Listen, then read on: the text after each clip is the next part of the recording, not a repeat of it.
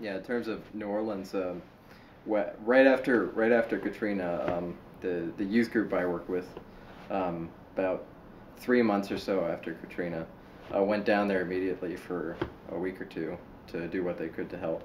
And following that experience, uh, they made connections with the Seventh Ward and a community there. And for the past 4.5 years, every summer, we've been going down to help people who need help rebuilding their houses, people who don't have the means to do so. Um, and so, like, with when I went to New Orleans last summer, my goal was to create a series of imagery that could possibly tell a story, but B, most importantly, I wanted every single person who saw every image to feel the same pain, frustration, and disbelief that I did when I was walking through the streets, which is a very difficult thing to do when you're dealing with it's just a 2D reproduction of one thing.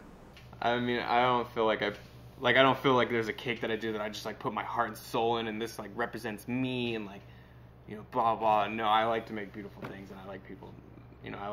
I basically do what I think other people are gonna really like, but also make me happy and something that I really like. But I mean, there's not like a piece of my soul that I put down on a cake. Like, I'm not writing poetry, I'm just making a cool thing that looks like it defies gravity and tastes fucking delicious.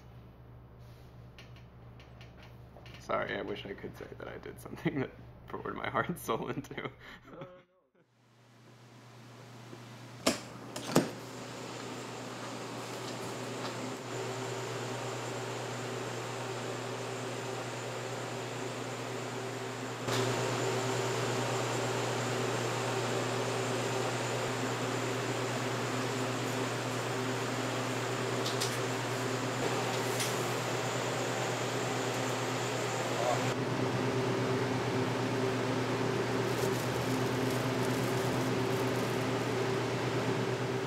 I guess to a point, I define myself as an artist, but it's hard because it's not necessarily my vision that I'm carrying across. It's somebody else's vision. They come to me and they're like, "This is my theme. This is what I want. Do this for me." So I'm just kind of a muppet doing, what they're telling me to do. Very rarely I do feel like an artist. There's certain points where someone comes in and they're like, "Here's $5,000. I don't care." That's when I feel like an artist, because then I'm like, all right, let me show you what we're gonna do. And I sit there and I draw out something for them, and then I get to come back here and actually create it. And that's when I really feel like an artist. But when someone comes in and they're like, oh, I want Chip, and I want him to look like this. No, I don't really feel like an artist. I just feel like I'm doing what they want, and I'm able to do it. So nobody's gonna come in here and ask me, hey, Michael, I want you to portray yourself in the cake. Here's my hard-earned money to represent you in a cake. No, I'm sorry, this is a business. This is about making money. I hate to say it. Sorry to all those like hardcore artists out there. I gotta eat, and I eat nice. And so, like, every aspect of this whole industry is completely commercial. There'll be some points where people come in and they're like, this is what I want. And then there's some points where they come in, they're like, I don't know what I want. But you still have to please them. You're not pleasing yourself, really. You're pleasing them, so...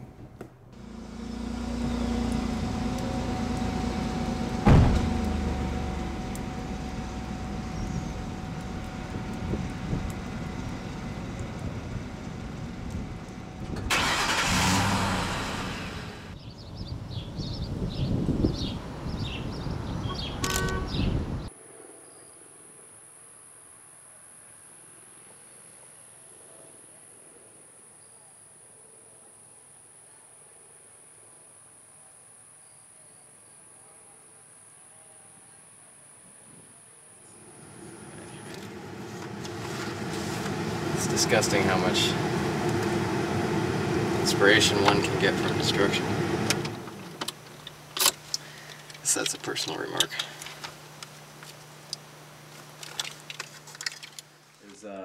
Danny and I were driving around the Ninth Ward of New Orleans that day, It's in the morning, so it wasn't too bad, but it was still like, 100 degrees outside, which kind of sucked. But we're driving around, walking around for 2 hours, 2.5 hours, Ninth Ward, and we basically just plopped ourselves in there and decided we're just gonna see what we see, and try and take something out of it. And everywhere we went, there was something to get. There was something that was, we'd look at least for me, I'd look one way and it'd be like, God, that is horrible. Click. Oh. How can I, ooh. And just the same way, going around this way and that way. It's like, you're looking across this swath of grassland and trees, and you see, foundations kind of popping up, and it looks like a bloody house graveyard. And we're just driving along for like 2.5 hours, and it was toward the end of it that I said that, because I was kind of hoping we were going to finish up, because the whole thing is just emotionally draining and tiring. I'll stop here too.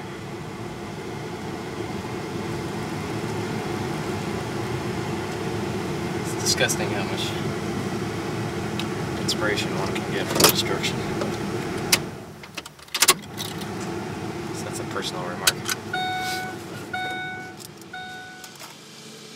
It's bloody hot out, sweating down the crack of my ass, wanting to get out of there, and I'm driving along this air-conditioned car, and I look out to my left, and I see this I remember it too, because what